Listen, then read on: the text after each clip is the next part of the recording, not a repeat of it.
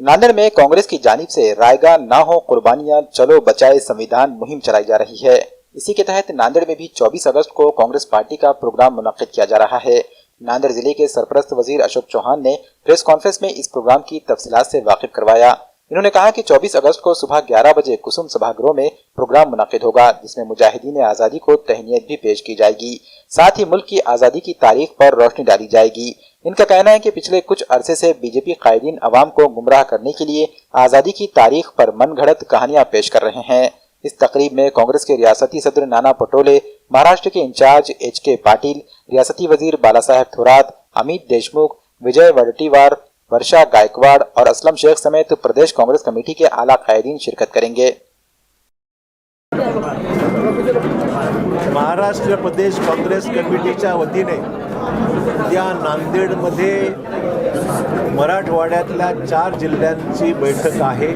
नांदेड, परभणी, हिंगोली, लातूर या 4 जिल्ह्यांची आढावा बैठक प्रदेश काँग्रेसचे प्रभारी महाराष्ट्राचे HK पाटीलजी आणि प्रदेश अध्यक्ष HK पाटील व विधिमंडळ काँग्रेसचे नेते बाळासाहेब थोरात व अन्य मंत्र्यांच्या उपस्थितीमध्ये नांदेडमध्ये आयोजित करण्यात आलेली आहे।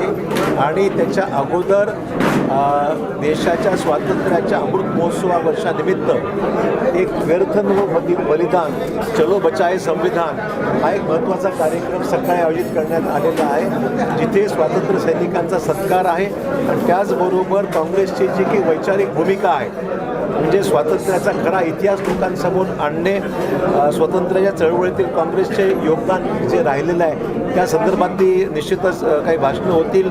युवकांना राष्ट्रीयत्वाची जी भावना आहे ती अधिक दृढ आणि मजबूत करण्या दृष्टिकोनातून निश्चितच त्याचा उपयोग होईल आणि देशाच्या संविधानाच्या बाबतीमध्ये युवा पिढीचं महत्त्व समजून सांगणं असे काँग्रेसच्या वैचारिक भूमिकेतून हा सकाळचा कार्यक्रम आयोजित करण्यात आलेला आहे।